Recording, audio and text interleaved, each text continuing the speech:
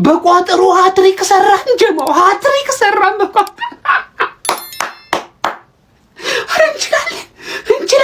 እንችላለን ሃትሪክ ሰራን በቋጠሮ ወይ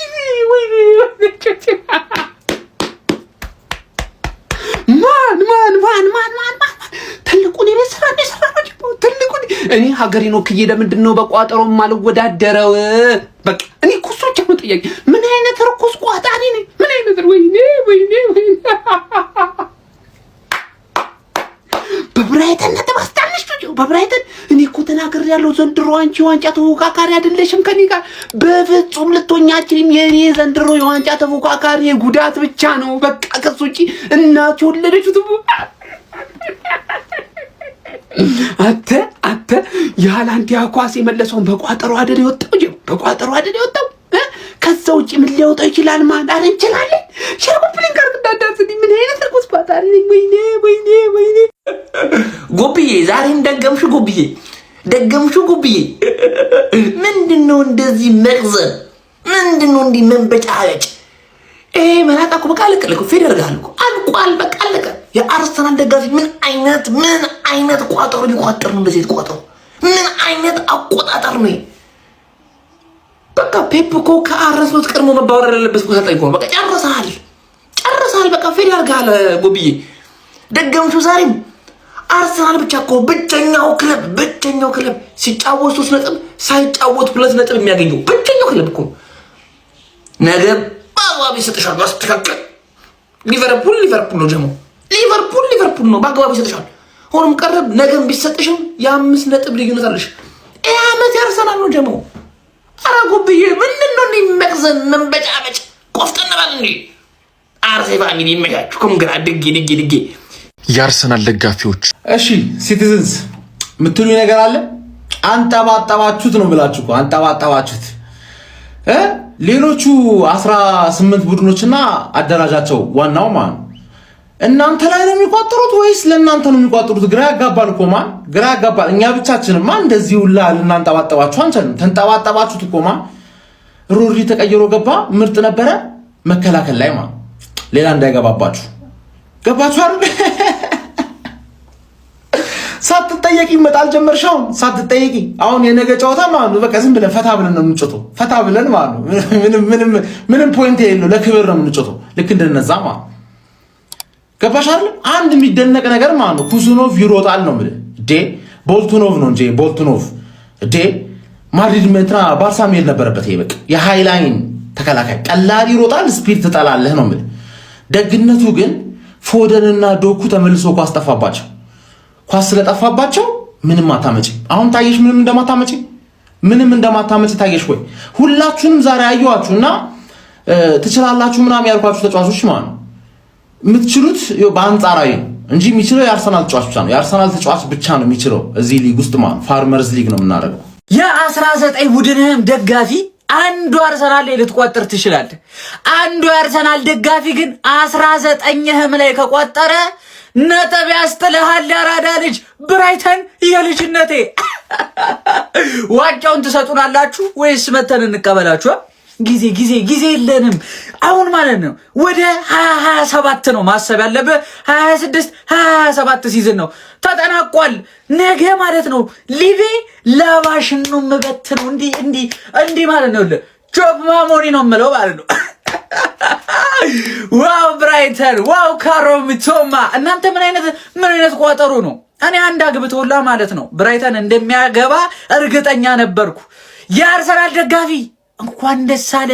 ነገ ደግሞ ደስታ እጥፍ ድርብ ይሆናል። በስማ ምን አይነት አመት ባለው አታ ፔፕ እና ማንቸስተር ሲቲን ምንድነው የነካቸው ጋይስ? 3ኛ ተከታታይ ጨዋታ ነጥብ ጥለዋል። ይሄ ደግሞ ለአርሰናል እጅግ በጣም መልካም የሚባል ዜና። በዋንጫ ፉክክር ውስጥ አሁንም ቢሆን ትልቅ ልዩነት ሊፈጥር የሚችል አይነት ውጤት ነው የተመዘገበው። እንግዲህ ማንቸስተር ሲቲ በሜዳው ኢታድ በ21ኛ ሳምንት የእንግሊዝ ፕሪሚየር ሊግ ጨዋታ ብራይተንን ገጥሞ 1-1 በመለየት ነው እንግዲህ ነጥብ ተጋርቶ የተለያየው ማለት ነው። ነጥብ ተጋርቶ ለማለት ይቸግራል። ነጥብ ጥሎ ማለት ይቀላል። የዋንጫ ፉክክር ውስጥ ያለ ቡድን እያንዳንዱ ፖይንቶች አስፈላጊ ናቸው። በተለይ ደግሞ ላለፉት 2 ጨዋታዎች ነጥብ ለጣለ ቡድን ይሄ ጨዋታ ሚናው ከፍ ያለ ነው። ያው መሪው አርሰናል ደግሞ ነገ ከሊቨርፑል ጋር የሚያደርገው ጨዋታ ስላለ ያንን ጨዋታ ምናልባት የተለየ ነገር የሚፈጠር ከሆነ እንደ አድቫንቴጅ ሊጠቀምበት የሚችል አይነት ጨዋታ ነበር። ነገር ግን ያንን ሳይጠቀምበት ቀርቷል። ፔፕ ጋርዲዮላ በድጋሚ ማለት ነው ጥያቄ የሚያስነሳ ግስጋሴ ላይ የሚገኛሉ ማለት ነው። ምናልባት ይሄ ጉዞዋቸው ወደ ድል የማይመለስ ከሆነ አስቸጋሪነት ሲቲ ቤት እየተፈጠረ እንደሆነ እየተመለከትን ነው የምንገኘው። በዚህ ጨዋታ ላይ በሲቲ በኩል 41ኛው ደቂቃ ላይ ኤርሊንግ ብሮት ሃላንድ በፔናልቲ ጎል አስቆጥሮ ፈርስት ሃፍ 1-0 እየመሩ ነበር የተጠናቀቀው። ሰከንድ ሃፍ በብራይተን በኩል ሚቶማ 60ኛው ደቂቃ ላይ ቆንጆ ጎል አስቆጥሮ ጨዋታው 1-1 በዚህ ውጤት ተጠናቀቀ ማለት ነው። ሲቲዎች ሰከንድ ሃፍ በጣም በርከት ያሉ የጎል ድሎችን ፈጥረው ነበር፣ በጣም በርከት ያሉ እነዛን ግን መጠቀም አልቻሉ ነበር። ኤርሊንግ ብሮት ሃላንድ የተለያዩ ጨዋታዎች ጎሎችን የሚሆኑ አጋጣሚዎችን አግኝተው ሳይጠቀሙባቸው ቀርተዋል። ያ ደግሞ ዋጋ አስከፍሏቸዋል።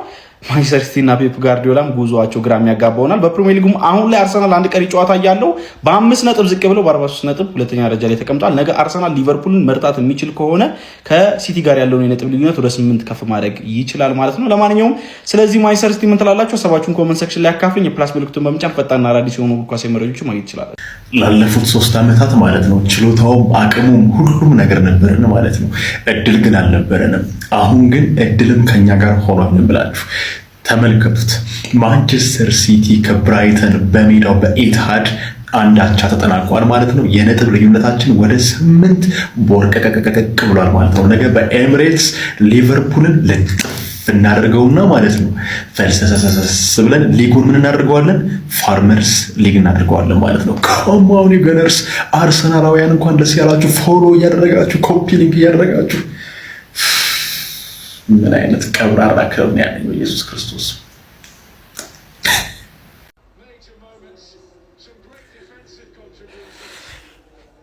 ቆሻሻ ናቸው። እግዚአብሔርን ቆሻሻ፣ ደደብ፣ ጥንብ፣ አረ ሁሉም ይገባቸዋል። መጀመሪያ ግን ከፔፕ ነው የሚጀምረው። የመጀመሪያው ቆሻሻ ፔፕ ነው። ምንም አያገባኝም።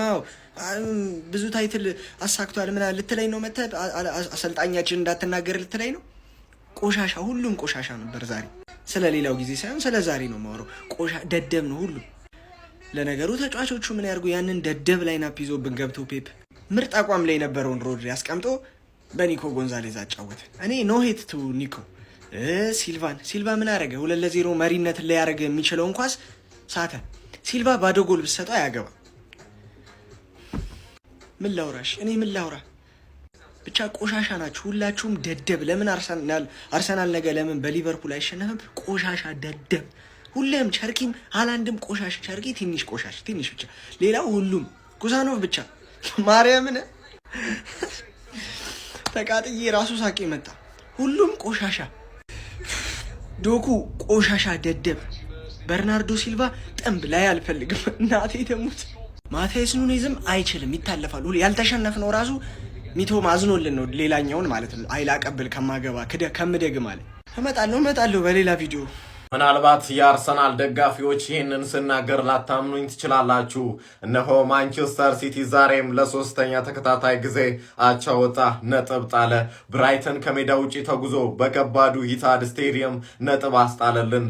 አርሰናል ዘንድሮ ሁሉም ክለብ እያገዘው እነሆ ሳይጫወት 2 ነጥብ በነፃ እየወሰደ ወደ ካዝናው እየሰበሰበ ይገኛል። አርሰናላውያን ላታምኑም ልታምኑ ትችላላችሁ። ዛሬ ማንቸስተር ሲቲ 2 ነጥብ በጊፍት መልክ ሰጥቷል። የዓመት በዓል ስጦታ። አዎ ይህ የሆነው ዛሬ በሮብ ምሽት በሮብ ሌሊት ነው። መቸን አርሰናላውያን ዋንጫው ወደ ቤታችን እነሆ በጊዜ መምጣቱን እያበሰረን ነው። ገናን በአሪፉ አሳለፈን። ተመስገን። ነገ አርሰናል የሚያሸንፍ ከሆነ ሊቨርፑልን ዋንጫ ወስጧቸው። ስለ ሲቲ ማለት ዋንጫውን አንስተን አሁን ራሱ ማለት አሁን ባለው ፎርም ብንሰጣቸው አይፈልጉትም። ስለ ጥለውት ነው የሚሄዱት እና ነገ ሊቨርፑልን አርሰናል የሚያሸንፍ ከሆነ አብቅቷል፣ ሁሉም ነገር ያበቃል። 7 ፖይንት ነው 8 ፖይንት ነው ይደረሳል ምናምን። ሲቲ አይፈልገውም ዋንጫውን። በዚህ ሲዝን ዋንጫውን ለማንሳት ብትሰጠው ራሱ ለማንሳት ዝግጁ አይደለም እና ነገ አርሰናል አሸንፉ፣ ሲዝኑ አብቅቷል። እንደ አዲስ ሲዝኑን ብንጀምር ስለ ምንም የምንጠብቀው ነገር የለም። ይሄ ቲም የዋንጫ ቲም አይደለም። አሁን በቃ በግልጽ ታያዋለህ። ተከታታይ የጣላቸውን ነጥብ ስታይ አልፈልገውም ዋንጫውን አርሰናል ይወሰደው ብሎናል። 8 ነጥብ ነገ ካሸነፈ የጸዳ ይሆናል ማለት ነው። ዋንጫውን ስጧቸው፣ አብቅቷል። ምንም ነገር የለም የምንጠብቀው ነገር። እኛም አብቅቶልናል። ዋንጫው ወሳጁ ታውቋል። ስለዚህ ለምንድን ነው የምንደክመው? ለምንድን ነው የምንደክመው? እንዴ አብቅቷል በቃ። ሁልሽም ለቶፕ ፎር ተጫዋች ዋንጫው የአርሰናል ነው። እኔ አሁን ለአርሰናል ፋሚሊ አንድ የምጠይቃችሁ ጥያቄ አለ። ኮሜንት ላይ ተመልሱልኛላችሁ ማለት ነው። ዋንጫውን ስናነሳ የት ነው የምናየው? መስቀል አደባባይ ይበቃናል? እስቲ ቦታ ምረጡ። ዋንጫውን ተሰባስበን የምናይበት ቦታ ምረጡ። ጌታዊ ድረስልኝ። አደረግነው ገነርስ አደረግነው። ኧረ የማይታመን ነው። ለምን ድህነታችን ላይ አንቋጥርም? የአርሰናል ደጋፊዎች ለምንድን ነው ድህነታችን ላይ ማንቋጥረው? ወደ ሀብት ማማ እንጓዛለን